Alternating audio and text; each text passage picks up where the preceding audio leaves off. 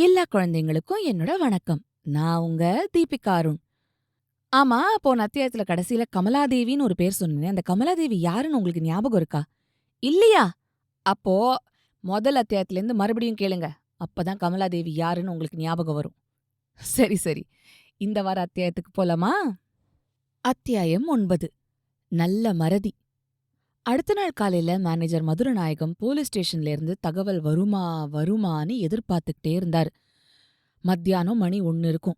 அப்போ சைக்கிள்ல ஒரு போலீஸ்காரர் வந்தாரு. அவர பார்த்ததும், "யார் வேணும்?" அப்படின்னு கேட்டாரு மதுரநாயகம். "நாடக சபா மேனேஜரை சப் இன்ஸ்பெக்டர் கையோட அழைச்சிட்டு வர சொன்னாரு." அப்படின்னாரு போலீஸ்காரர். "நான் தான் மேனேஜர். காலையில இருந்து எதிர்பார்த்துட்டு இருக்கேன். இதோ நேரா வரேன்." அப்படின்னாரு மதுரநாயகம். "சீக்கிரம் வாங்க, நான் முன்னாடி போய் சொல்றேன்." அப்படின்னு சொல்லிட்டு சைக்கிள்ல திரும்பிட்டாரு போலீஸ்காரர். மதுரநாயகம் சப் இன்ஸ்பெக்டர் அறைக்குள்ள நுழைஞ்சதும் அங்க ஒருத்தர் உட்கார்ந்திருக்கிறத பார்த்தாரு. அவர் உயரமா நல்ல சிவப்பா இருந்தாரு. கதர் ஜிப்பா போட்டுட்டு இருந்தாரு.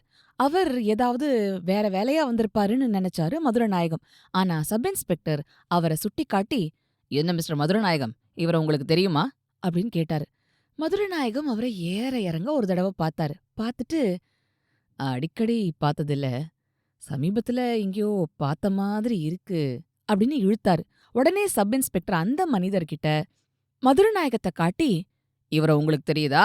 அப்படின்னு கேட்டாரு. "சந்தேகமே இல்ல சார். அவர் இவரே தான். கண்ணாடி போட்டுட்டு இருக்காரு, சுருட்ட மயிரு, அரை மீச, சிவப்பு நிறம், வலது கையில கிருஷ்ணன் பொம்மை போட்ட மோதிரம். எல்லாம் அப்படி அப்படியே இருக்கு. நான் அன்னைக்கு எழுதி கொடுத்ததுல கூட இதையெல்லாம் எழுதியிருக்கேனே." அப்படின்னாரு கதர் ஜிப்பாக்காரர். உடனே சப் இன்ஸ்பெக்டர் ஜிப்பாக்காரரை பார்த்து, "ஏய்யா, நீர் எழுதி கொடுத்திருக்கிறதெல்லாம் பொய்யாம். உங்கள திருடன்னும், திருடன் சொல்றது உண்மையா இருக்க முடியாதுன்னும் இவர் சொல்றாரே." அப்படின்னாரு சிரிச்சுக்கிட்டே. உடனே அவர், "நானாவது திருடனாவது? யாரு திருடன்? இங்க நல்லதுக்கே காலம் இல்ல." அப்படின்னு ஆத்திரத்தோட சொன்னாரு. "ஐயையோ, நான் உங்கள திருடன்னு சொல்லவே இல்லையே." அப்படின்னு கத்தினாரு மதுரநாயகம். அத கேட்டதும் சப் இன்ஸ்பெக்டர், "சரி, அதெல்லாம் இருக்கட்டும். இப்ப நான் கேக்கறதுக்கு பதில் சொல்லுங்க. நீங்க போஸ்ட் ஆஃபீஸுக்கு அடிக்கடி போறதுண்டா?" அப்படின்னு கேட்டாரு. "இல்ல, அவசரமான வேலை இருந்தா தான் போவேன்." அப்படின்னு பதில் சொன்னாரு மதுரநாயகம். "சமீபத்துல எப்பவாவது நீங்க போனதுண்டா?" "போன செவ்வாய்க்கிழமை மத்தியானம் எங்க அம்மாவுக்கு மணி ஆர்டர் பண்ண போனேன்." "உடனே மணி ஆர்டர் குடுத்துட்டு திரும்பி வந்துட்டீங்களா, இல்ல காத்துட்டு இருந்தீங்களா?" "கியூ வரிசையில சுமார் 1/2 மணி நேரம் காத்துட்டு இருந்தேன்." "காத்திருந்து உங்க மொற வந்ததும் மணி ஆர்டர் பண்ணீங்க, அப்படிதானே?" "இல்ல, மணி ஆர்டர் பண்ண போன சமயம் எங்க சபா முதலாளி அவசரமா என்ன கூட்டிட்டு வர சொன்னதா ஒரு பையன் ஓடி வந்து சொன்னான். உடனே நான் மணி ஆர்டர் பண்ணாமலே திரும்ப வந்துட்டேன்." "கியூல நிக்கும்போது யாராவது உங்ககிட்ட பேனா கேட்டதுண்டா?" இத கேட்டதும் மதுரநாயகம் உடனே பதில் சொல்லல. கொஞ்ச நேரம் யோசனையில ஆழ்ந்தாரு. அப்புறம், "அட, இப்பதான் ஞாபகத்துக்கு வருது சார். அப்போ ஒருத்தர் மணி ஆர்டர் ஃபார்ம் பூர்த்தி பண்ணணும்னு பேனா கேட்டாரு, குடுத்தேன். திரும்பி வாங்கறதுக்குள்ள அந்த பையன் வந்து கூப்பிட்டுட்டான்." அப்படின்னு சொல்லிட்டு மேல ஏதோ சொல்லப் போனாரு. அதுக்குள்ள அந்த சப் இன்ஸ்பெக்டர், "யார்கிட்ட பேனாவ குடுத்தீங்க? அந்த ஆள் 10 பேருக்கு நடுவுல வந்து நின்னா அவர கண்டுபிடிக்க முடியுமா?" அப்படின்னு கேட்டாரு. உடனே மதுரநாயகம், "அவரு இவருதானோ?" அப்படின்னு சந்தேகத்தோட பக்கத்துல இருந்த ஜிப்பாக்காரர உத்து பார்த்தாரு. பார்த்துட்டு, "சார், சார், இவராத்தான் சார் இருக்கணும்." அப்படின்னாரு உறுதியான குரல்ல. "இவராத்தான் இருக்கணுமா? நல்ல மனுஷன்யா நீங்க. பேனாவ இவர்கிட்ட குடுத்துட்டு எவனோ ஒரு பையன் மேல பழி போட்டுட்டு இருக்கீங்க. பாவம்." அப்படின்னு அனுதாபப்பட்டாரு சப் இன்ஸ்பெக்டர். "பாவம் சார். அந்த ரமணி ரொம்ப ரொம்ப நல்லவன் தான் சார். எல்லாம் இந்த மறதியால வந்த வென." அப்படின்னு வருத்தப்பட்டாரு மதுரநாயகம். "ஆமா, நான் ஃபார்ம பூர்த்தி பண்ணிட்டு நிமிர்ந்து பார்த்தேன், உங்கள காணோம். தபால் ஆபீஸ் முழுக்க தேடு தேடுன்னு தேடினேன். பேனாவோ ரொம்ப விலை உயர்ந்தது. சாதாரண பேனாவ கூட சில பேர் தரமாட்டாங்க. நீங்க முன்ன பின்ன தெரியாத என்ன நம்பி அந்த உயர்ந்த பேனாவ தந்தீங்க. நம்பிக்கை துரோகம் செய்யலாமா? பேனா மேல பெயர் இருக்கான்னு பார்த்தேன். சேகர் அன்பளிப்புன்னு மட்டும்தான் இருந்தது. யார் அந்த சேகருங்கிறது எனக்கு தெரியுமா? யோசிச்சு பார்த்தேன். கடைசியில இந்த போலீஸ் ஸ்டேஷன்ல கொண்டு வந்து கொடுத்து சொந்தக்காரர்கிட்ட சேர்க்க சொல்லிட்டேன். அப்போ பேனா என் கைக்கு எப்படி வந்ததுங்கிறத விவரமா எழுதி கொடுத்துருக்கேன்." அப்படின்னாரு ஜிப்பாக்காரர்.